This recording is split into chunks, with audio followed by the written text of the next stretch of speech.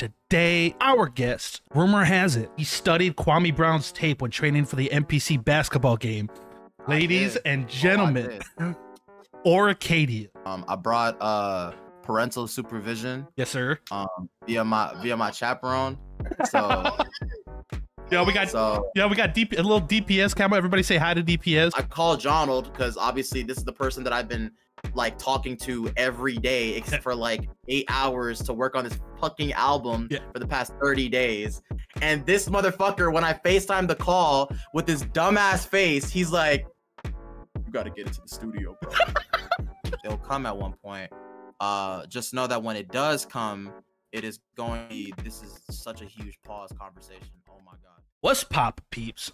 Welcome back to the Peep Lounge, where today our guest, sitting at over 12,000 subs on YouTube and almost 100,000 listeners on Spotify, rumor has it, he studied Kwame Brown's tape when training for the NPC basketball game. Ladies and gentlemen, Oricadia. I wish that we could go back to the age of stereo. I make a wicked broadcast to two ways they sing along and they say hey. Yes, sir. Yes, sir. Yes, sir. Yes, sir. Welcome in, Oricadia. How you doing, Chief? How you doing? I'm doing good. Thank you so much. I brought parental supervision. Yes, sir. Via my chaperone. So yeah, we got a little DPS camera. Everybody say hi to DPS. Everybody say hi to DPS. They're saying hi to you right now. They're saying hi to you. Hey, hi. Yeah, welcome in everybody. We got the parental supervision in the house. So any questions that you have to ask me, I have to run through him. Oh, so, okay. You gotta make sure you got permission to talk about it first. Live delay by 15 seconds, so it gives me time to think of the answers, and I'll feed the answers to Ori, then he can give them back to you. Yeah. Dude, I can already tell this is gonna be the most unorthodox Peep Lounge today. Yeah. You know what I'm saying? Like this is just how it is, bro. You got to be able to trust the team around you. So like, absolutely. I always bring a chaperone with me to events to make sure, you know, because I still lack some media training. Yeah, you got to make sure, just to keep yourself in line, whatever. You make sure you're good. But nothing too flagrant. Yeah. Yeah. But Ori, I normally start these off the same way. I like to hear people's origin stories on how they ended up in the spot that they are today. So how did you wind up in the nerdcore community and in the spot that you are currently? Like what was it about music that you wanted to pursue?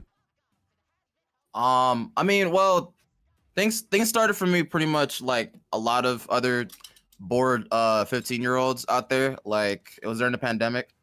I was pretty much getting tired of playing the same game over and over again a couple months in the pandemic, and a lot of my friends at the time that were around me were musicians. And it all started off when I made a Pokemon diss track to a specific Pokemon called Combuskin. What do you have against Combuskin? Because he sweeped my whole team in a Nuzlocke. He sweeped my whole team in a Nuzlocke, so I made a diss track about him. That's crazy. Because he killed my man, so I spun the block on him. You know, I had to take him down. Oh, that's crazy. I love that. I love that. Yeah, so I had to figure things out on how to spin the block because I couldn't kill him in the game, and I just killed him in real life through music, man. And it was a great experience. Was it a good diss track though? Was it valid? Oh, it was fire. It was fire. Man. It was fire. It's fire. Even for you at being at 15 years old. Yeah, bro. I recorded that through a Logitech wireless gaming headset. You know what I'm saying? Through Audacity. Oh, the Audacity's crazy. With the compression of over like 16 decibels or 16 dB. Did that all too, bro. Like all in like 15 minutes, bro. I was cooking, man. That's crazy. I was going. Hey, it's better. I've heard people say that if they recorded with Share Factory on like the PlayStation. So here in Audacity, it's like that's light work now. Because I've heard people. I did that too. You did Share Factory too? Yeah, I did Share Factory as well. On my PS4. Yep. That's wild. What is it about Share Factory? I've never used Share Factory, so I'm just like, was it really popping like that? That you could do shit like that?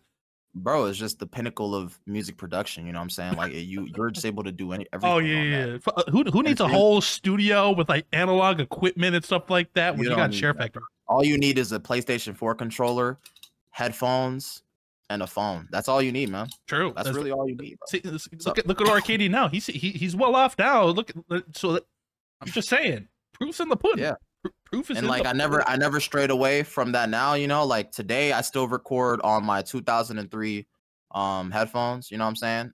Those look really 2003. Yeah, bro. I mean, you got to fit the era by aesthetics, you know what I'm saying? It's crazy. I think we and you have the same headphones. No, we don't. Mine is, you know, like it's like a rarer, like antique, you know what I'm saying? It's more expensive. Don't ever compare yourself to me ever again, Dean. Yeah, yours is slightly off colored, which makes it rare. Mine's black. Mine's black. Rare. Yours is just a really dark gray. That's different. Can you do this, Dean? I can't even hear you right now, Dean. You can't do that. Oh shit. Okay, wait. I can't hear you either. I can't hear you either. Oh, this is really weird. Wait. This is really weird. I couldn't hear you for a second. Might be cooking. Wait, I can't connect it. No, wait. Wait. No, I can't connect it. Did I break my headphones? Nah, I didn't break my headphones. It was just so rare. It was just so rare that like the cable couldn't even connect itself because it was so rare. Yeah, it is. That's crazy. Yeah. But in all seriousness though, yeah, like I did start off with a Pokemon diss track in Audacity. And then from there it went to making diss tracks on my friends. I hope you're sensing a pattern here. Yeah. I made a diss track on a friend of mine that I had in the past, and then like people just kept saying like, dude, just try out music. So I posted a couple songs on SoundCloud. Some of them did good, and were they nerdcore inspired, or were they just like more of like a mainstream kind of sound? Like what kind of tracks were they? They were more mainstream coded because that's all like I listened to at the time. Like I wasn't really when you did that Pokemon diss track, did you realize nerdcore was even a thing? Yeah, like I didn't even know nerdcore was a thing. Oh. Like I knew Living Tombstone, CG5, and like D Husta existed, but like I didn't know that was like an actual like thing. I just thought that was just some like channels that would make songs and stuff. Yeah. So when I made that, I wasn't really aware that it was nerdcore, but yeah, like my first ever piece of music was nerdcore. Yes, sir. And I made mainstream music for like about like a year and change on SoundCloud. Yeah. And I was developing like a pretty good audience there too. But what kind of motioned me into doing like nerdcore, I guess, is that all of my songs back then, all like some of them had anime covers. Yep. A lot of them actually had anime covers. Yep. And like I was still like largely because I never really lived at that, especially at that time. I wasn't really living like real life experiences that I was aware of that I could write about. So a lot of my influences came from anime. Mm-hmm. So like I would have bars about anime, or I would make songs about anime. So that was just the stuff that I watched. And I never really had, like, again, like looking back now, like I'm aware that I have a lot of real life experience. I just didn't know like what I can actually put a pen to. Yeah. But yeah, I started off as a rapper. I wanted to be a rapper.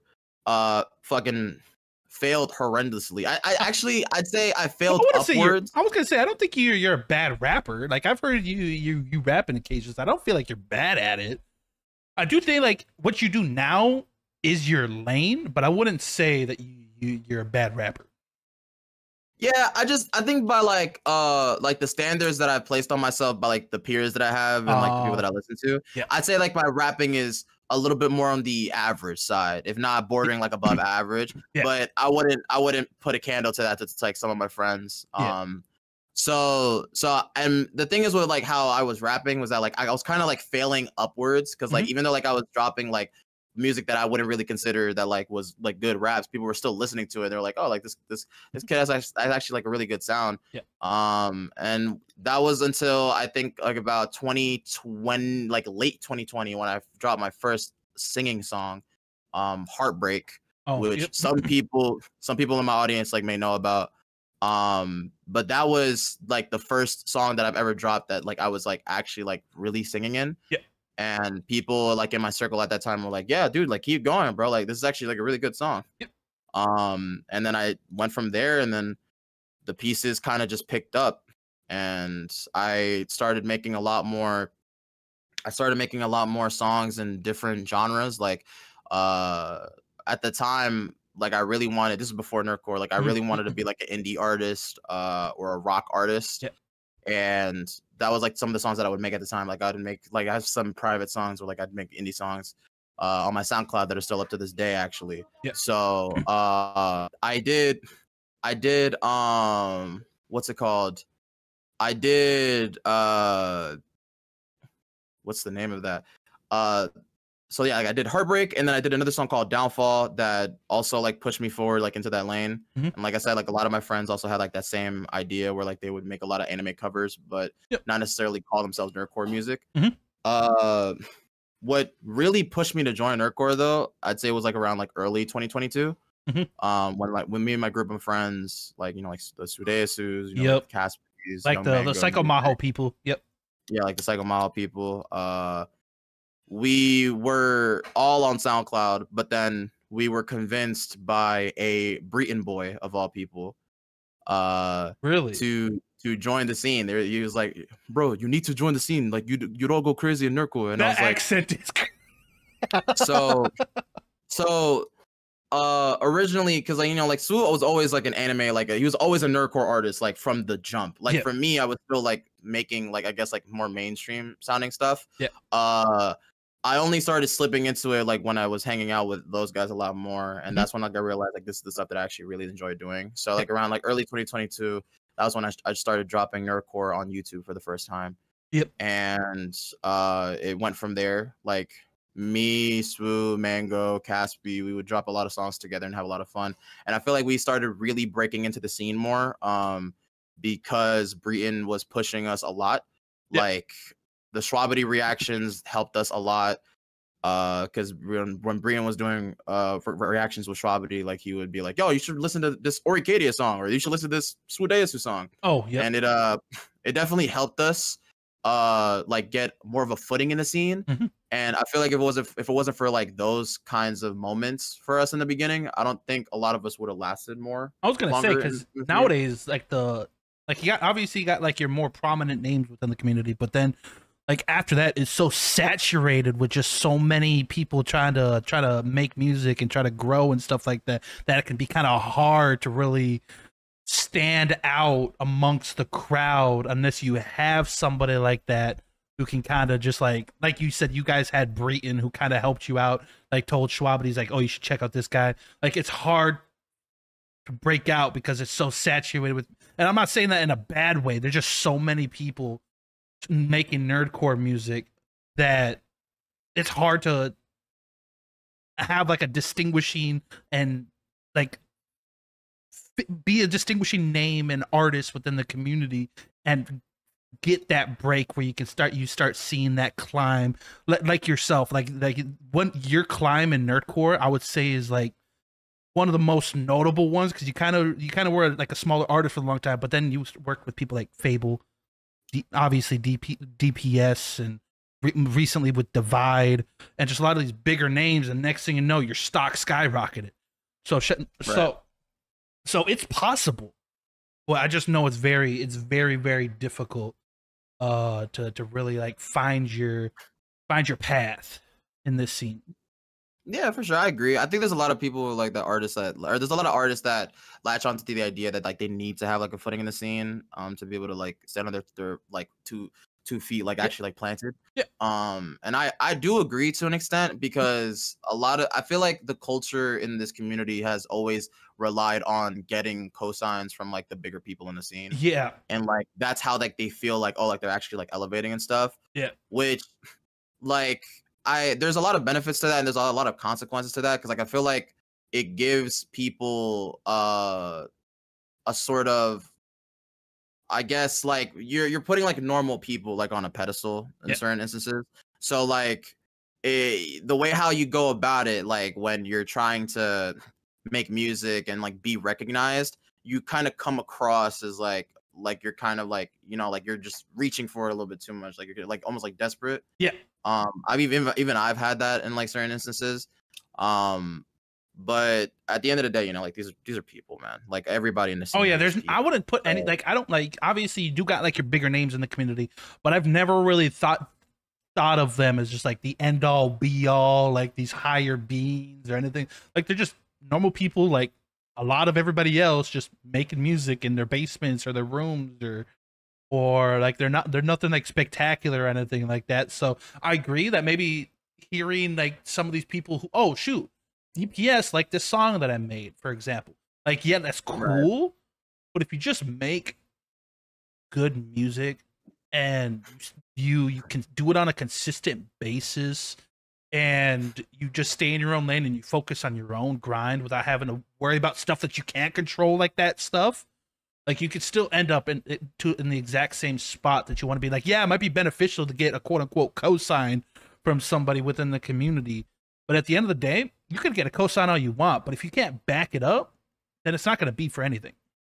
Yeah, like if people can't gravitate towards the sound, like you're doing something wrong by like putting people ahead as like a benchmark for yourself. That's always been my mentality, like from the jump, from when I entered the scene. Like I was always gonna do whatever I wanted. I always wanted to like just do what makes me happy, because at the end of the day, I'm making this for me primarily, and then the people that follow me are the second priority. Yeah. So I'm making stuff that I enjoy. Yeah, of course. I never made that's like to catch the eyes of certain people. I've kind of feel like I get that vibe sometimes with people, like with how they make stuff. But like I said, like I don't really think that there's a bad thing, because at the very least, like you have something that's motivating you to make music. Yeah. It only gets bad whenever like you meet these people and then you treat them like they're like, you know what I'm saying? Like, like, oh my god, oh my god, like, is that Rustage? Oh my god, like yeah, no, I feel it. So that's kind of like where, because like especially if you want to just be distinguished between like a fan and like an artist, like if you want to be treated like an artist, yeah, don't rely on these people, because like I said, they're just normal people just doing this literally the same thing you are. They just might have more notoriety than you. That doesn't make them any different than anybody else. Just think of them more as your peers. Like they're your peers, and like if you're all doing music, you're all kind of doing your own little thing, whatever.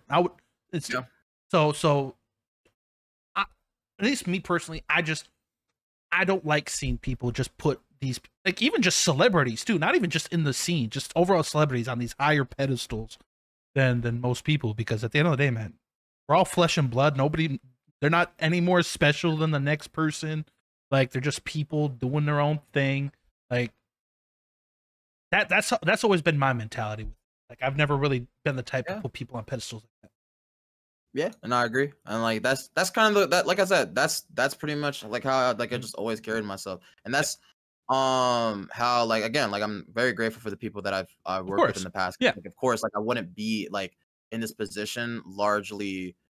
I wouldn't be like in a position where like I'm able to like, like provide for myself to continue working, like this has become a job for me now. And it's like I'm able to like actually like work and continue to thrive and strive for like bigger goals, and so like a lot of that is attributed to like my friends, like the people that I've worked with. But again, a large element of that is yourself, like what you're providing for other people. Like whenever people are in my comment section talking about stuff, they're talking about me. Like they're not talking about other people. So, and that's how it is for other, like that has to be, that's essentially what you want to set yourself for other people. Like you don't want to just like as an artist, like you don't want to just live for a comment section that's not primarily talking about you on your song. Like that's never something that you don't want to like. That's never something that you want to be comfortable in, because you're gonna inevitably build an audience that's not really there for you, but that's there for features. So, and I feel like I had that at an extent, like in like later 2022, when I was just like putting a lot of people songs and just featuring like constantly. As if you're like a person that follows my music, as you may know, this year I've only collabed with 2 people. Yeah, true. And the reason why was because I wanted to push a discography that like people will realize like if you're listening to my channel, you're listening for me. That's a very good And mindset. it was largely successful because now whenever people come to my songs, they're listening for me. Yep. And of course, like you'll lose some people in the process because people are like, "Where's Donald?" But Where's like, John at least, Lumpkin? I'm at kidding. least, at least you'll be able to like build a natural fan base. Yeah, But yeah, like I love working. Like again, I love working with my people. I love putting in features and stuff. I'm actually setting up a lot more features like for the end of this year and like the start of next year. But I really wanted to have a lot more solo songs that people would like to gravitate to. That's just like and that's smart. That's smart because that's why I feel like a lot of people, especially smaller artists, lag is that they're just focused like on okay, what can I do to get this song a bunch of views? Oh, feature this person.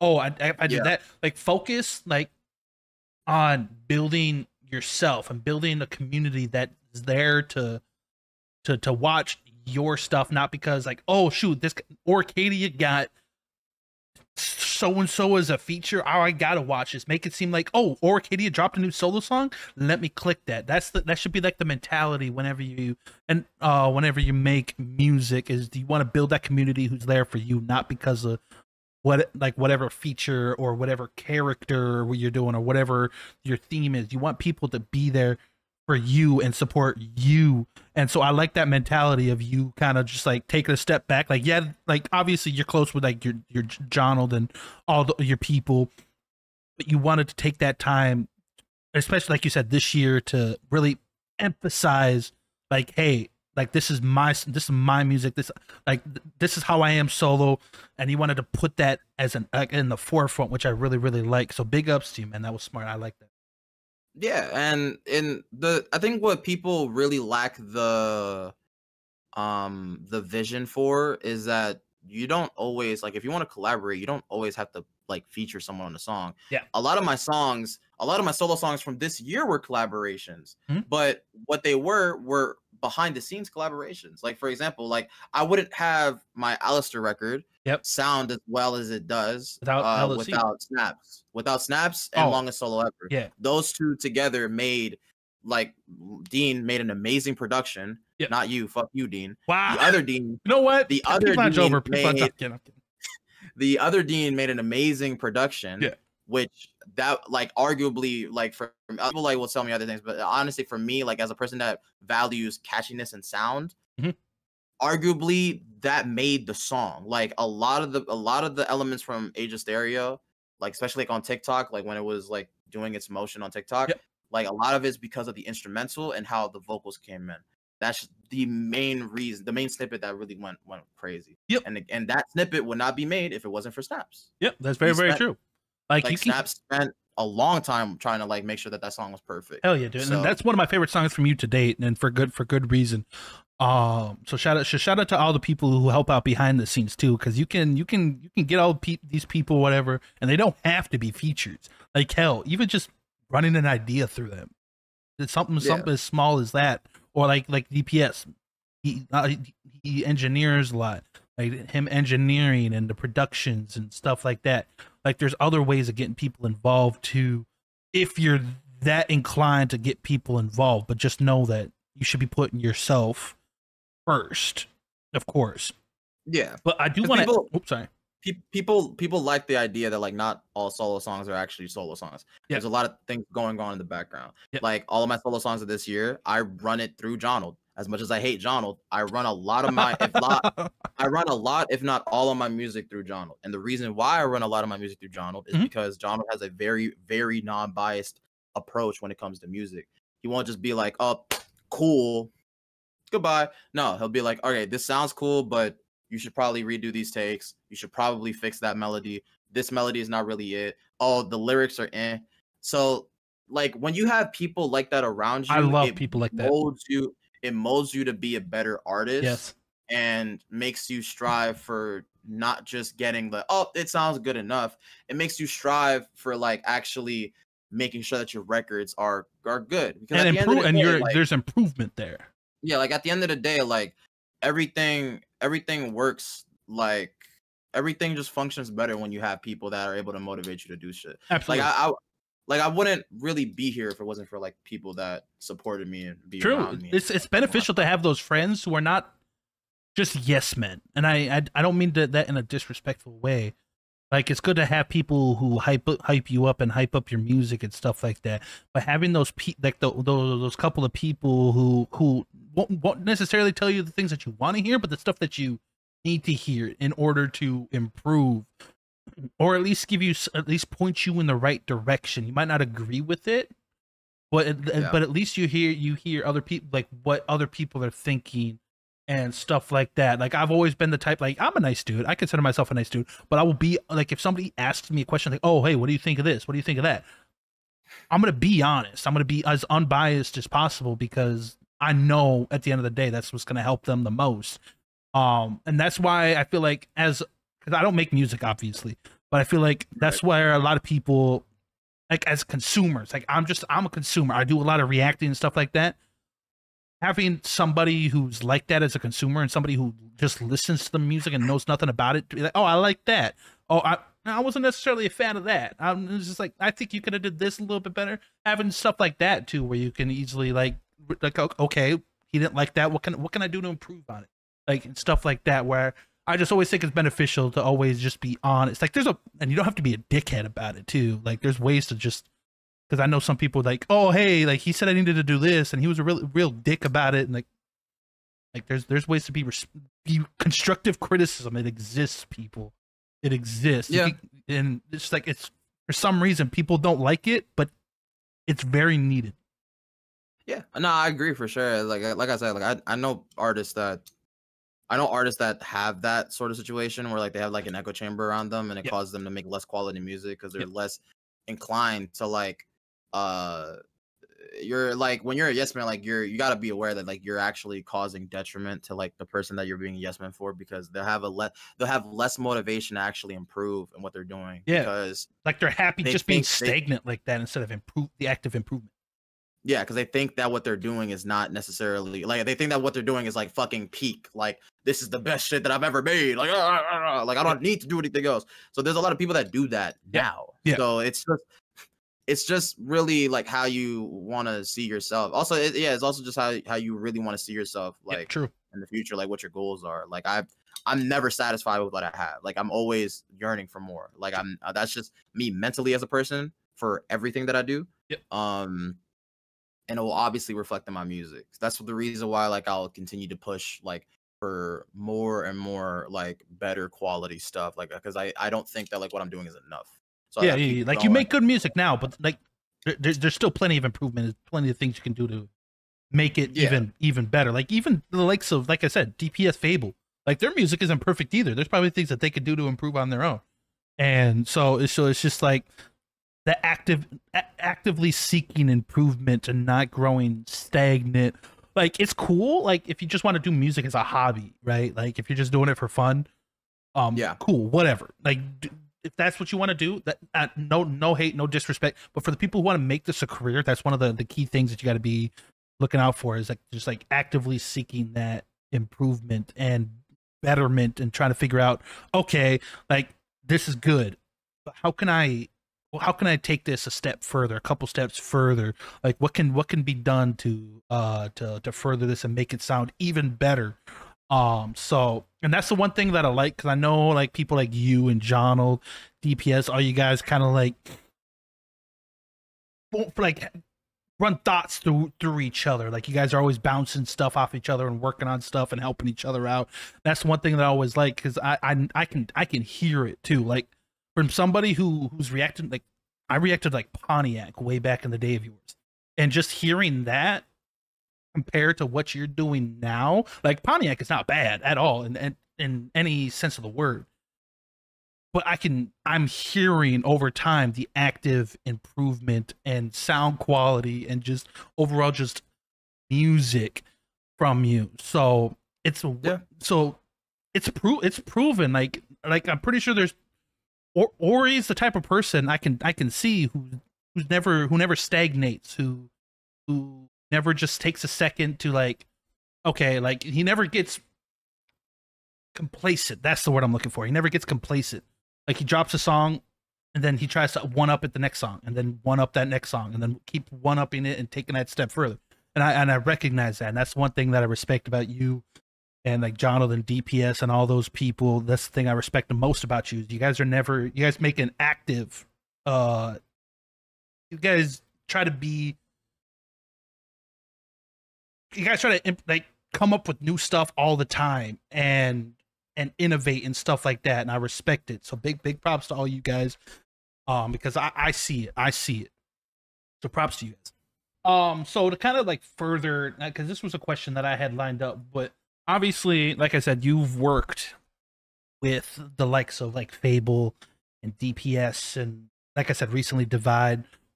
What is it like working for those people? Because I know their mentality with music is on a different level than the average person. So how different was it working with these guys rather than just like your normal artist where you just do a simple verse, you turn it in, whatever, blah, blah, blah.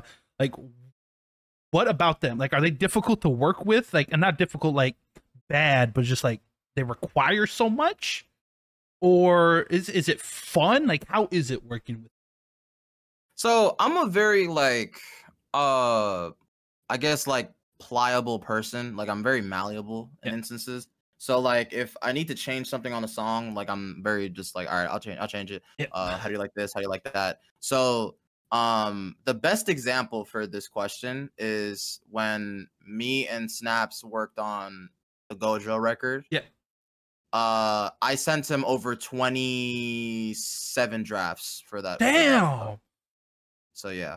And That's again, crazy. like I'm not a person, because like again, other people's tolerances are very low. So like they'll be like, oh, it's so damn hard. Wait, what is like no, like I'm a person that wants to get stuff right, regardless of the size. Yeah. So I want to make sure that it sounds good. So I sent him back like 27 drafts. And originally I wasn't even supposed to be on the song because he was like, I don't know if you're gonna fit on this. But then we gave it another attempt, and that's when I came in with the first half. Yeah. Because originally it was like, hold up, bitch, don't kill my vibe, bitch, I'm aiming on my like I was still like, yeah. But like after like that shit, it didn't repeat twice. Mm-hmm. I remember this like the back of my mind, because that was like probably one of my favorite I guess like studio like music moments. Mm-hmm. We hopped on the call with Nick or with Fable. Yeah. And when we were going back and forth, like trying to figure out, because like I don't know, like this hook still needs something. Fable was like, how about you just run it back twice? And I was like, wait a minute. And then when we ran it back, so then it actually formed into like the first half of the hook, where it's like, hold up, bitch, don't kill my vibe, bitch, I'm hypnotized, cause the outside take no time, so hold up. So Yes, again, that second hold up wasn't there. Yeah. And Nick was the one that told us you should do that. And that was when we were like, oh fuck. Because I remember, like, again, it's something so simple, like looking back at it. Yes. But when like the feeling of like, holy shit, he cracked the code. Like, this is how we fix the hook. That feeling is probably the most valuable feeling you can ever have. Yeah. When it comes to crafting music with people. Mm-hmm. Which is the reason why I will never not like try over and over and over again to make sure that something is right. Yeah. Like, because that feeling of when you actually succeed and find the one that works, there's nothing better. That dopamine like rush is. It's an amazing feeling. Like we literally sat back. I remember this shit so vividly. It was so hilarious. me and DPS were like, it was a time. It was definitely a time. But yeah, no, I've worked with a lot of people, or I guess like a fair share of people. Yeah. I'd say working with them isn't really difficult. You just have to really like adapt to their workflow. Because even to this day, where it's like when I work with Snaps on stuff, like he wants stuff to sound a specific way because he has a vision for it already predetermined in his mind. Yeah. So like you're not going against like Snaps. You're going against his vision. If you're doing something that he may not like. So that's really it. And that's honestly a lot of the artists, regardless of size. Like Jeesh is like that way too. We've worked on stuff and he would be like that. He'd be that way as well. Jeesh is like that. Ham can be like that at times. Yeah. So it's very much like I like that because I like when people give a shit about their music. True. And most of the times, I'm not really gonna be working with someone that doesn't care. Like I'm not gonna just like turn in something for like you to be like, oh, that's all right, gone. Like no, like I've worked with. You want to people hear that the actually comments and care. critiques and stuff like that, and people who actually show an effort and want what's best for whatever track, the song, whatever. But no, I like that because I know, like I said, like there's a lot of these people who just like they're just different. They're just different animals. Like, and it's just like a lot like you said, DPS. Like when he approaches a track, he knows exactly right off the bat. He knows, okay, this is the sound I want, and he's not gonna like compromise that. He's not gonna like oh, okay, I'll settle with this. And I like people like that who do everything that they can to perfect it and get it as close to that sound or whatever wherever they want that track to be. They do what they can to get it there. And So that's literally just how like I see people like in terms of collaboration. Because if you want me to be honest, I've had more difficulty recording for my own songs with the feedback of Jonald than it is for working on a feature for someone and to get it turned in. Yeah. Because Jonald will literally have me recording my own song back like damn near like 50 times. That's just me being real. Yeah. So like I have much more frustration with getting my own songs like that because of like the people that like I would work with and talk to instead of like an actual like feature. Yeah. At sometimes at least. Not of course not all the time. Yep. So yeah. But speaking of Jonald, I gotta give you guys props because you guys actually had one of, if not my favorite song of last year, both of you guys. And it came off of your collab project that came out at the end of the year. But big props. That I remember showing my then girlfriend at the time, and it was like she would listen to it all the fucking time. Like they're just full of bangers. But by the way, the song I'm referring to is "Heartless." Lately, I fucking love that song, bro. I fucking love that shit. But yeah, Jonald will probably enjoy that. Fucking hate him, but yeah. Why Jonald? Was that song was like his brainchild or? So for the record, me and John, Blessed with My Downfall and Heartless Lately, like the reason why the songs are structured that way, where it's less a collaborative song and more of like a Oricadia song, and then there's a Jonald song, is because we both went through some shit that we were like, we got to make this into songs. So like me, I got broken up with like in the middle of us working on our album. And originally it was gonna be an EP. Like we were just gonna make those 5 songs, call it a day. I got broken up with like literally the day before we were gonna turn this shit in. And then Jonald, I called Jonald because obviously this is the person that I've been like talking to every day except for like 8 hours to work on this fucking album for the past 30 days. And this motherfucker, when I FaceTime the call with this dumbass face, he's like, you got to get into the studio, bro. So that's how Blessed with My Downfall came to be, because I wrote that song like after my breakup. Hell yeah, dude. And that's the reason why like it came as like an afterthought. And that's when Jonald was like a feature, because it was like that's why it was like more of like an Oricadia song. Yeah. Heartless Lately, it was because Jonald essentially had like an extremely vivid dream of him falling in love with someone, and then waking up after that and not being able to remember that person's face. So it's like, and I relate to that too, because like, you know, like when you have like vivid dreams, this person, like I have extremely vivid dreams. Those feelings are very real. Like I've had people die in my dreams and I would wake up feeling like, holy shit. Like I actually lost that like person. It was just like that. So, it was like it felt so real in the moment. So like that emotion, like that emotion lingers. So Jonald made Heartless Lately because of that. And the consensus was between me and Jonald was that we were arguing for nearly 2 to 3 months after the album release about which of those 2 songs were better, because we unequivocally decided that Blessed with My Downfall and Heartless Lately were the best songs on the project, but we couldn't decide which one was like the de facto those 2 song. songs were valid.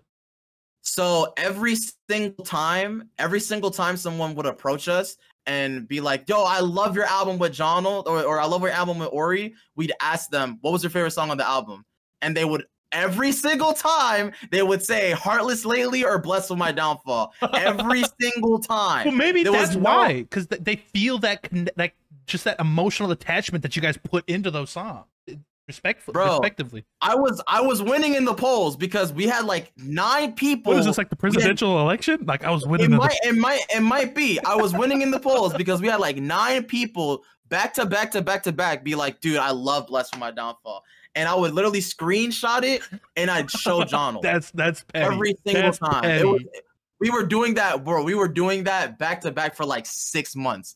6 months straight we were doing that shit because we were so pissed. But yeah, Heartless Lately is a great song. The entire album is full of bangers too. But with this French, I don't know if I don't know how you feel, but like, would you guys call it a friendship?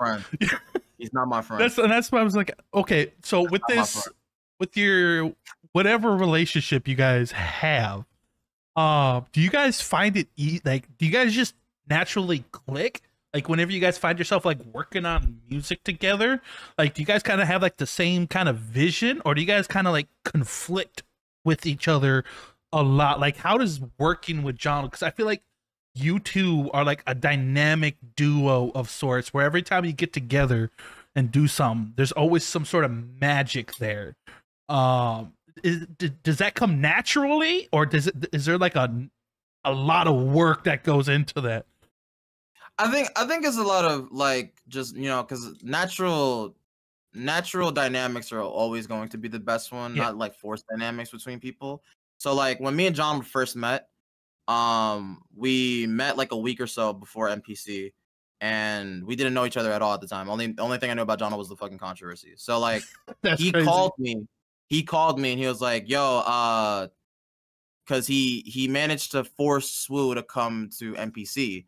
So he was like, yo, I'm forcing Swoo to come to NPC. Can he stay in your hotel room? And I was like, sure.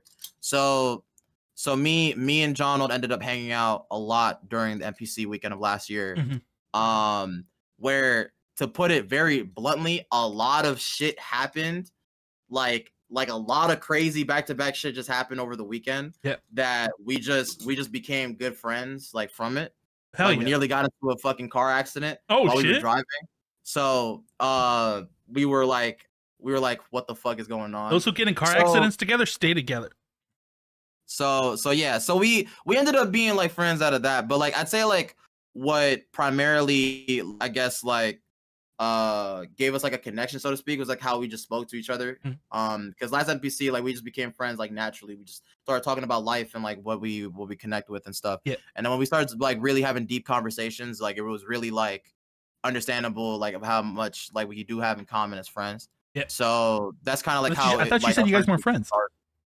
No, we're not friends though. Like we're not friends. Did I catch a slip up? Did I catch a slip up there? No. Like we're not friends. Like I don't like that guy. But how the album started in particular was, if I remember correctly, we were working on Cross the Line. And which is the very first song on the album. Cross the Line was just gonna be a single. Like it wasn't even anything. Like we were just working on a really good song. But then I remember when I was talking to him about how like I'm putting you on the song. I don't know if you're gonna be able to like kind of like match the vibe, but if you're able to go crazy, I mean, shit, we'll be able to have a good song. And then when he sent back his verse, I was like, holy shit, I feel something magical happening here, right? Even though I don't like this guy, I think this is something really magical. So we literally, like, it's something crazy, you know, like we literally just sat down. We were like, dude, let's make an album. Like that's literally it. Like that's fire. I'm glad you guys did, because I love that album so much. I mean that genuinely, because I remember listening to it and just like it was just so like I related to a lot of the shit that you guys like Blessed with My Downfall, and I feel like that's why I resonated with Heartless Lately so much. So like I said, I can't give you guys props because like I said, that project was probably my favorite thing to come out of like the community last year, and I've never really pointed that out to the public before, but I just wanted that, since I had you here, I wanted to be able to point that out, and I'll let Jonald know if Jonald ever answers my messages about getting on the lounge. God damn it. Yeah, fuck that guy. Yeah, fuck that But- guy. Honestly, I see why you hate him. I get it. I'm telling you, bro. So the thing is too though is that like I think about the album that I really appreciate about it, because like I said before, every single one of me and Jonald's fans, especially this year's NPC, when they approach us, the first thing that they say to us, dude, I love the album.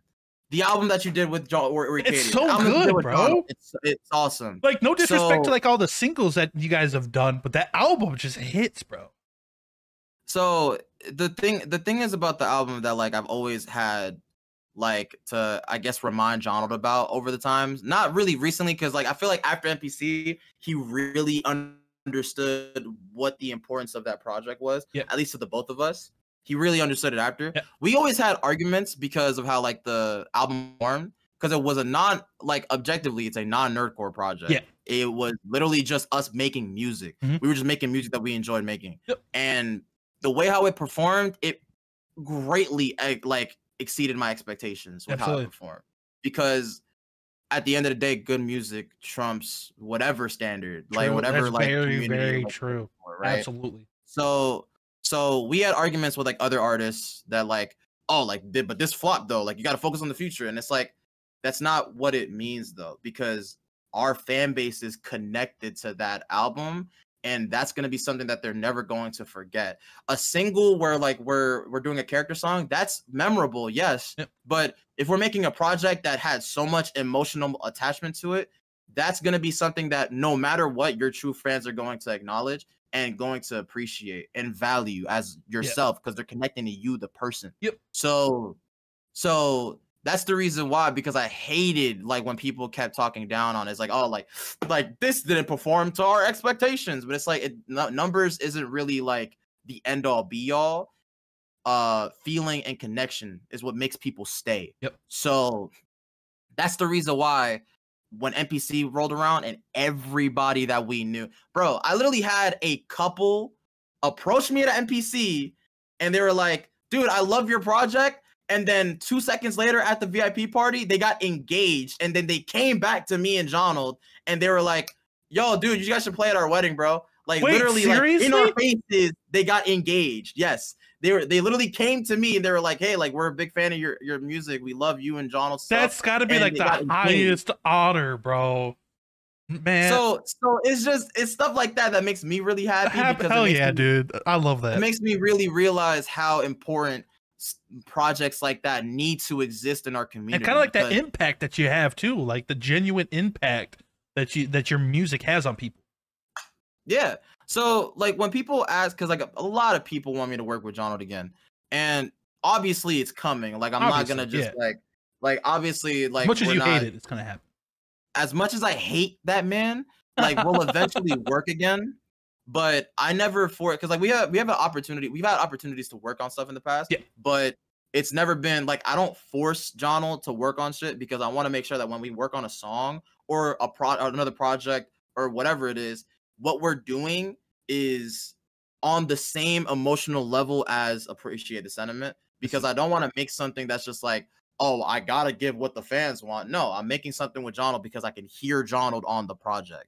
So there's a lot of instances where like that's probably gonna happen in the future, but I'm not forcing it, and I want to let time like naturally bring like a collab that really like exceeds people's expectations. Yeah, so that's because if it that's happens always- naturally, yeah, I get your logic with that 100%. Because you don't want to just keep forcing it and shit, because it doesn't make it special either. Like Yeah. it doesn't make those moments where you guys do get together. It's just gonna feel like, oh, if you did, let's just say you did a collab every week, it's just gonna be like, oh, you got another Jonald collab. Whereas if you wait, if you guys only do a couple of collabs a year, that build up and that hype for when that song drops is gonna trump anything else. So just doing Anything, it, yeah. just naturally, just waiting for the right time to happen. I like that. It builds up that anticipation for when it does happen. Yeah, Oh. and that's probably like, and we do have plans and stuff like, but I'm not gonna talk about it I am not going to talk about it too much, because if we do move forward on those plans, I want to still keep it a surprise. Yeah, of course. But I respect it. yeah, like I said, a lot of a lot of the people that really want to see like those collabs come, don't worry, like they'll come at one point. Just know that when it does come, it is going to be, this is such a huge pause conversation. Oh my god. When it does inevitably come, it's going to be something that we put a lot of time, effort, and love into. So that's the thing. That's what I love, and that's what I like to hear. That's what I like to hear, and I can't wait for the time you guys link up together again for a track or a project or whatever the hell it is you guys got planned. But Ori, so you might not know this, but I take to social media, and I ask them like, "Oh, hey, I'm getting so and so on the Peep Lounge. Leave any questions or topics you want to leave to see talked about." And I got a couple here for you. Bless you. But I got a couple. You saw that, huh? Yeah, no, I saw that and heard a little bit of it. But I got a couple questions and things to talk about here if you're willing to provide the answers. So, with that being said, we're gonna start off with this Twitter user. Very, I'm not gonna say no. He's a dope artist in this community. I am Chris Craig. Okay. He's like, what is your favorite melody from a work that you have created? Oh, okay, that's kind of hard. I'm not gonna lie. Okay, I'd say there's like a top 3. Okay, give us your top 3. One of those is not released yet, which is coming out in about a month. W. So that's one that's classified for now. Another one I say is the Age of Stereo bridge. I really love the melody of the Age of Stereo. Yeah, I can see it. Sinners waging war, and with these I fit the style. Or kind of like, yeah, I know what you're talking about. That was the first time that I ever really actually embellished an impression into like an actual song, and it worked. I was like, holy shit, like this is actually super dope. That's one of my favorite melodies. Yes, sir. And then I'd say number 3 would have to be, oh man, that's actually really hard. I think I want to say Leash, because Leash was probably again like my has-been / hell of a like boss saga is one of my favorite sagas that I've ever made, like in music. Yeah. And I can't wait for like when season 2 comes out where I can continue doing that. Leash was your Angel Dust song, if I'm not mistaken, correct? Yeah, Leash was the Angel Dust song. This is the only franchise that I'm able to do like queer songs that like I feel like actually like represent the character and myself dude. like at the same time. Like I know there's people that like are able to do that. Like Freeze off the top of my head, like Freeze is able to do that. Yeah. I don't have that skill to be able to make queer songs about everybody. I don't have that skill. So I need the character to be like explicitly queer for me to like pull inspiration from it. Yeah. But yeah, shout out to Freeze. Shout out to Freeze. So yeah, I'd say number 1 is the Age of Stereo bridge, is probably one of my favorite melodies that I've done. 2 is Leashed. The end of Leash, specifically like the last chorus. Oh, yep. Call my name, like where I'm going like super like call and release like fucking Celia Cruz style like vocals, which by the way, fun fact, Angel Dust, Celia Cruz was my main inspiration for that record. Not a lot of people know what Celia Cruz is, but she is one of the greatest singers in I'll have to check them out. I'll have to check them out. I love checking out new people, so I'm gonna have to check them out. What's the name again? Celia Cruz. She's one of the best singers of the Spanish language. One of my favorites. I love foreign language songs. Oh, that's gonna be perfect. I'm definitely gonna check them out after we get done here. 100%. So yeah. And I feel like a little honorable mention. Sorry for cutting you off. I say like a little honorable mention of melodies that I like. That I'm trying to like kind of keep it this year, just so that it's a little bit more fair to the people that are newer listeners of me. I'd say Locked Inside a System is a good. Yes, dude, that song's so good. I love that song. The one, I think like DPS mentioned something similar to me about this, like in notes for this song. Every single line of the song sounds like a chorus, like every single 4-bar sounds like a chorus. Yeah. And that's like genuinely one of the only times I've ever done that in a song. But the entire song sounds like a chorus, which is insane. Such a good song. Such a good fucking. So very underrated song in my discography. But underrated. I feel like it got a lot of hype when it came out. It is one of my biggest Spotify flops. Really? I actually really like that song. Really? Yeah, it's Oh, damn. 23K. I It's thought like one of my I best kept hearing a songs lot of ever. people talking good about it. Like I was hanging out with like Suyo and them, and Suyo was like gassing it up, and then I had to go check it out for myself, and I fucked with it, and it's just like I felt like I heard a lot of people rocking with but maybe I don't know. I figured it was like it was doing well for you because I've heard a lot of people talking good about it, but apparently not Yeah, to you know, Spotify. you win some, you lose some. The main culprit was Spotify not putting it on release radar, because I dropped it relatively late. So it not being on release radar really killed this momentum. But at the end of the day, like my core audience got to it. That's all that matters to me. That's true. I appreciate the people that stream all of my music, no matter if it flops or if it's successful. Yes, All the sir. people that stream my music are very, very great. I'm very grateful for. That's a W. But, That's a but W. yeah. But another question, and this comes from @standardgamer on Twitter.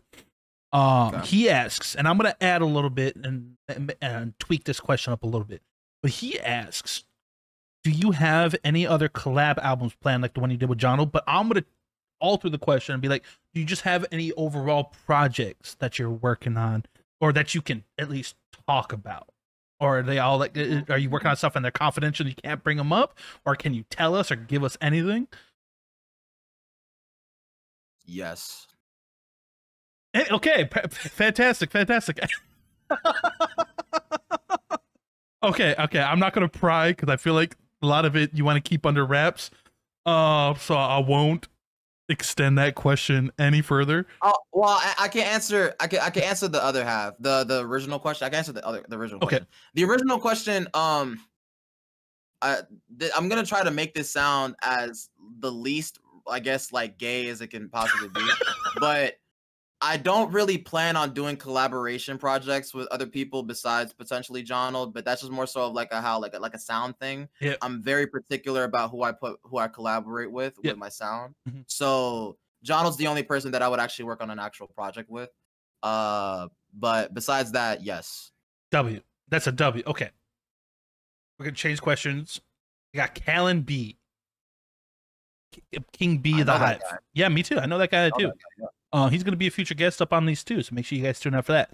But he asked, He has great hair. true, very, very true. He does have really great hair. But Radiant ass hair. he asks, are you practicing your basketball shot?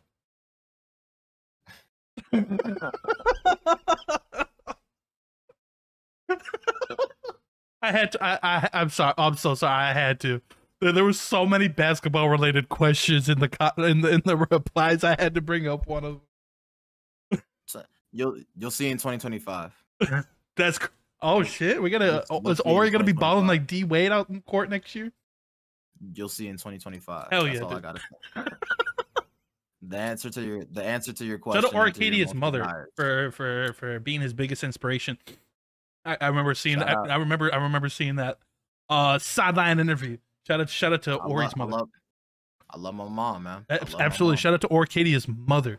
But another thing that I wanted to talk about, and I feel like doesn't get a lot of like talk and mention, is the mental aspect of doing this, right? And just going through like mental issue, like slumps and just stuff where it's just like it's either slowing you down or stopping you from doing what you want to do. How do you approach, like, whether it's like a writer's block or you just go in a slump or anything like that? How do you or Arcadia personally attack something like that and keep it so like you can still keep going, but you're not making the situation worse? Well, so here's the thing, right? I believe in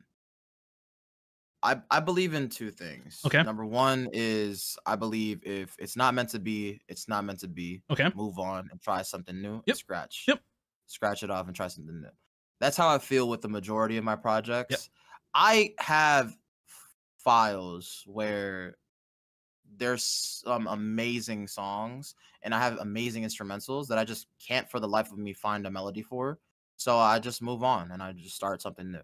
So that's always been a way to combat writer's block. I've always had I've had writer's block before and it's really fucking terrible to deal with. Yeah. And I've had mental slumps. But honestly, the only way that you could out is you have to just push through it. You have to just keep aspiring to continue doing it. Like if you stop, you're just not gonna motivate yourself to get back up. Like I'm a person that has to force himself to do a lot of things to be able to continue doing it consistently. Yeah.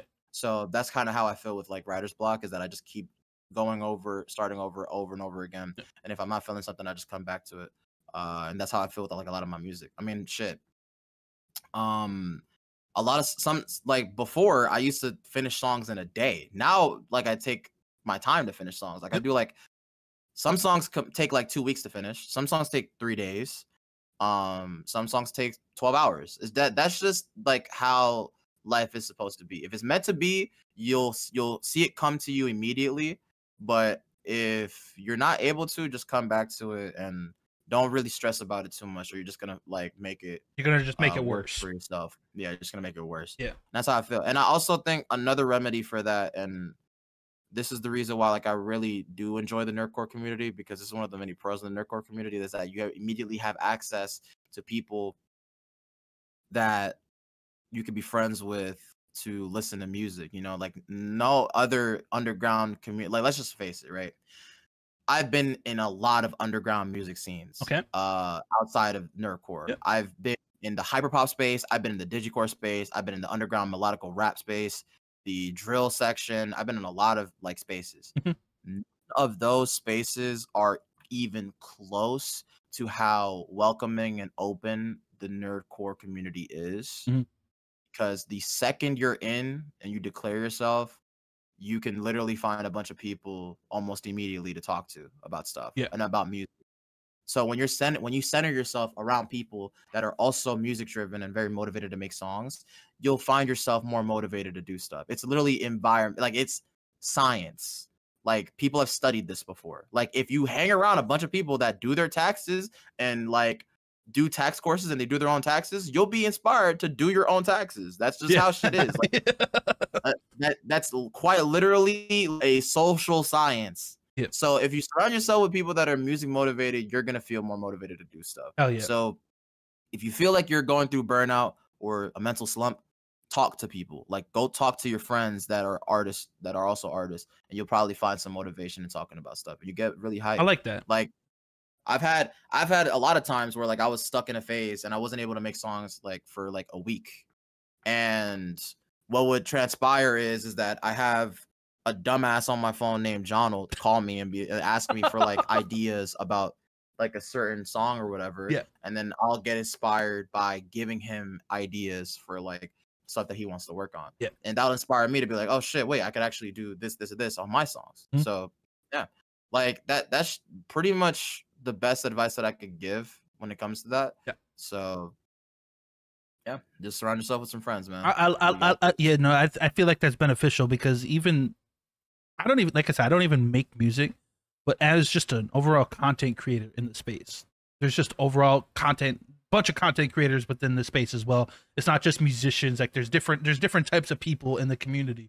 So, and I feel like seeing everybody like an X Phase or Darnell or just these other people, and seeing seeing what they're doing, and like I talk to like X Phase on a semi-regular basis, and so like there might be times where it's just like mentally I'm just going through the ringer because like personal stuff on top of like trying to keep up with everything or whatever, and even just talking to him and him giving advice and stuff is beneficial. And it helps me overcome some of like mental blocks and stuff like that, and just stuff that might be affecting my mental. Having people around in a community of people, and because I agree that the nerdcore community is a special ass community. It's one of a kind. You're never going to come across anything like it in your life, at least community wise, because there's just so many different types of people and like artists and just people with different mindsets and stuff like that. And it's so welcoming. Like they're so like nobody like I don't know if this is the proper term, but nobody like gatekeeps anything.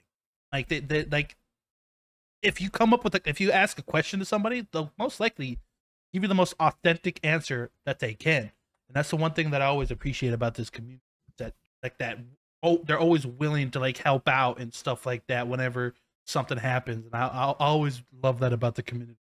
But yeah, for sure. I mean, it's like you'll never see, like that's the reason why like I say these things for people to like kind of like understand, because like I feel like a lot of people that only came up on this side of the community are a little bit spoiled because they don't understand like how insane, like how insane that you can just talk to anybody in this scene, virtually anybody in the scene, Yeah. and you have a very good chance of them just responding. You'd be like, oh yeah, I just do this. Like it is very, like, you know how incredibly secretive and inclusive people in other sectors of the community are that are our size, if not low, like not lower, but it's like smaller than us, and then that's how they act. You know what I mean? So it's like that's the reason why, like, I love this scene for that reason. Of course, there's a lot of negatives to the scene. Oh my we're God. not gonna Don't get even it. me fucking started. Yeah, But like there's a lot of negatives in our scene, but it's like everybody pretty much has like the universal opinion is that like no community is perfect. absolutely. And there's always like these kinds of negatives are not only just in communities on a regular, but like in people on a regular. So like you can't really judge a community by negative. You should only judge a community by the And positive. in my opinion, I feel like the positives outweigh the negatives in this community. Like, yeah, I agree. Like for like one negative situation that happens, you might see two positive things come out of it. So I've always like, yes, there's been times where you might open up the timeline, something's going down, and there's some negative shit all around. But like people for some reason, and I don't get it. Maybe my brain is just wired differently, but it's just like people start lock in on the negative stuff, but refuse to pay attention to all the positive stuff around them. I don't get it. I can't fathom. Like people just are attracted to like the negative shit. But when something positive happens, it's just like crickets. So I'm just like, bro, what the fuck? Like, it doesn't make no sense to me, man. It makes no sense to me. But it is what it is. But I mean, it's also like, yeah, like, I do think it's just more so like a you see I don't know what it's called, like, actually, like, I guess like scientifically, because I'm not a damn scientist. But I call it the Michael Bay effect, where like people are just very attracted to explosions. So like actual like Michael Bay fans, like they really just go to the movies for the explosions. So you're not paying attention to the story, you're just paying attention to the action. So I feel like that's a lot of the people in the scene, where it's like they're not really paying attention to the actual like development of people in our scene, or the artists, and the relationships with others. They're more so just focused on like whenever the next big thing happens. But like I said, this is something that is reflected in literally every other community. So it's just something that it's one of those things. It'll always be there. You will never not have it.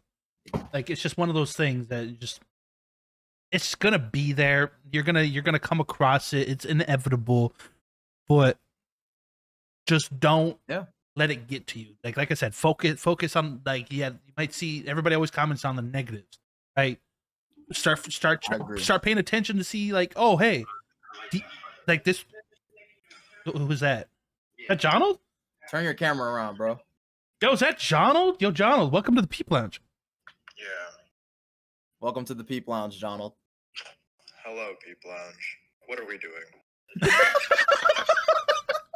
I just wanted to have you cameo here, bro. Yes, I sir. talked a lot of shit.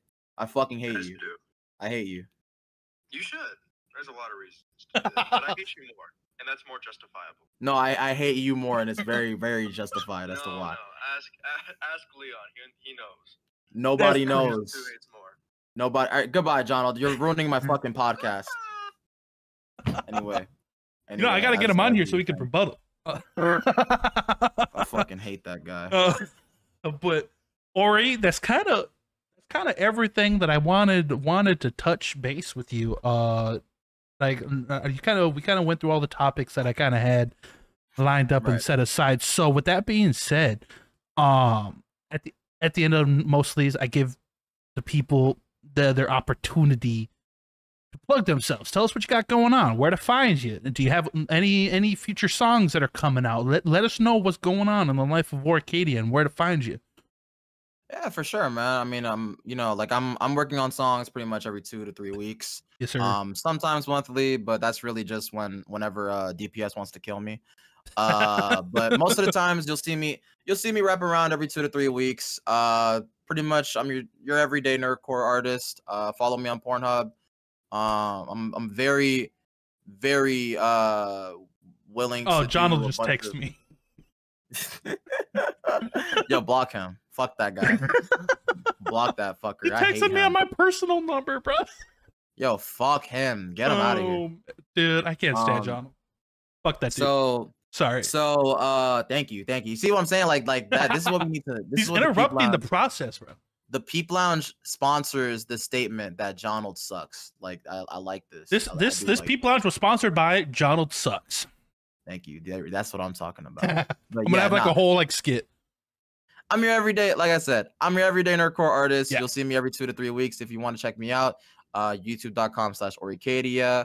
And if you want to hear me say stupid shit on a regular, twitter.com/it's Oricadia.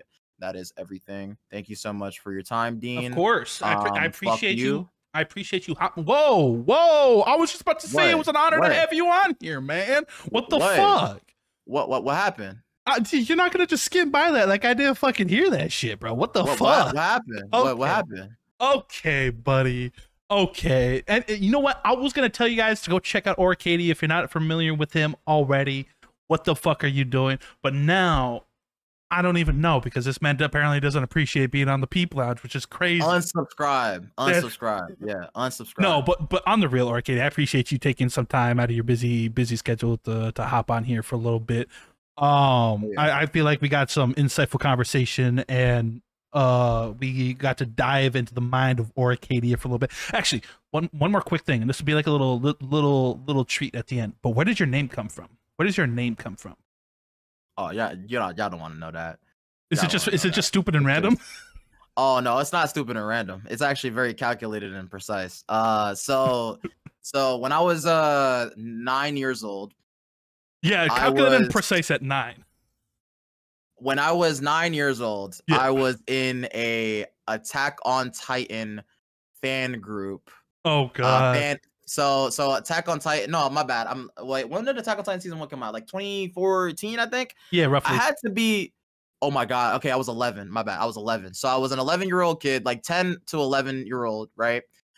There was an Attack on Titan fan game that was like relatively like sizable, where a lot of the Tumblr kids would like be on all the time. Oh, great. And there would be like clans and stuff like for that, right? Yeah. So me and my middle school friend Jason, we were in this clan called the because it's gonna. Well, you guys know my name anyway, so like it's not even gonna like dox me. But we were in this clan called the Hamasaki clan, and they were like, this is like my first instance of like being involved with like Tumblr kids and like amino kids and like weebs and shit. Yeah. Because I was a very, very huge like Tumblr / like weeb like back in the day. I was very big into that. Which is why it's not really a surprise as to why I make nerdcore music now. Anyway, we were in a Hamasaki clan, and you know what? I'm gonna actually send the link so then you see yourself. Oh god. We were supposed to make OCs for ourselves, right? Oh, and they were based fuck. they were based off of anime characters that like already existed. So I needed to make a name for myself, and the only one that I had in mind was, well, I was seeing 2 anime characters at the time that I really enjoyed from 2 animes that I was watching, because I was a very raunchy ass little kid. I was watching 2 harem anime called Infinite Stratos and Saijaku Muhai no Bahamut. I have no idea what either of those are. Those are 2 mecha harem anime. Mecha, that's a combination I never thought I'd have to experience, but I feel like I gotta check it out now.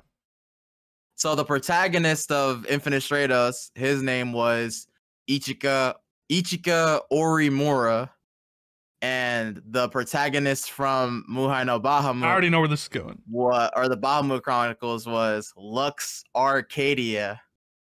So I already know where this I is saw going. the pictures and I just said, Oricadia. Dude, it's crazy you say and this because that's where my name came from. So it's crazy you say this because it's not out now, but at the time that this is out, it'll be out. But I had Sudesu on the Peep Lounge, and he told us the origin of his name and how it's literally his first letter of his first name with his full last name, and then just the first 3 letters of his favorite waifu growing up, Asuna. So ASU. So that's literally like, it's just like the most random. He just put a bunch of names together and it worked. Like, is that like a common trend? Because I feel like I've heard a couple people who just they mash names together and it sticks.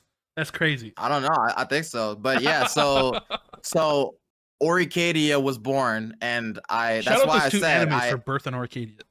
That's why I told people that I've been Oricadia for over 10 years, because I've had that name. Like, people have called me Ori for over a decade. So like, I don't associate like Oricadia as like a musician name. Like, Oricadia is just my name. Yeah. So whenever people call me Ori, like, I immediately like, oh, what's up? But See, that's the thing with me. My name isn't actually Dean. Yeah, I know, it's shocking. Yes, it's not actually Dean, but everybody calls me Dean. I'm just so familiar. Yes, you have the same reaction everybody else does when they You're find a out. fucking fraud. Like, you're not even the real Dean. Like, you're not even a real Dean. When Ben sent me this vinyl, shout out to Ben, by the way. I had to put in my full name for like the shipping and stuff like that. And I got a DM from Ben because he must have seen it. He's like, wait, your name isn't Dean? I'm just like, no. And then he like proceeds to like just government docs me in the DMs like, yo, blank blank? Yo, that's crazy. And I'm just like, bro, what the fuck? Like, because it's so weird now when I hear anybody online reference me by my first name.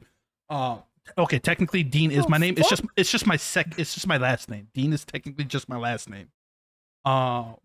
But that's even weirder. What the fuck? Yo, everybody growing up in school, whatever. It just, I don't know how it stuck, but people just started calling me Dean, Big Dean, Dean Machine, Dean Tron, Dina Ling. Obviously, Dinatron is crazy. I used to call the Big D, Little D. It's just like many variations of Dean. I used to call people Shawnatron, Jonatron. Like, I used to call people Tron as well. Shout out to name origins. Shout out to the name origins. That's the fucking origins. Again, Ori, thank you so much for hopping on here. I appreciate you taking time. If you guys haven't go already, and you might, if you're watching this as a fan of the Peep Lounge and maybe you're not familiar with Oricadia, I highly recommend you guys go check out his music. Dude is extremely talented, and he's definitely got a bright upside when it comes to not even just nerdcore music, just music in general. So I highly recommend you guys go check out his music, whether it's on Spotify or streaming or YouTube or streaming services or whatever. It all supports him. Go run up his music. Go show him some love. And while you guys go down there to click his link, make sure you guys leave a comment down below who else you would like to see. Maybe we get Jonald on here to give, so he can have his turn to shit talk Ori. Fuck that guy. But if you like me, you don't comment Jonald. Comment somebody else. Yes, comment literally anybody else. But I appreciate you guys watching this episode of the Peep Lounge. Shout out to Oricadia. Make sure you guys are staying safe, taking care of yourself. Tell a loved one that you love them. At the end of the day, you just never know. And I shall see you guys in the next episode. Peace.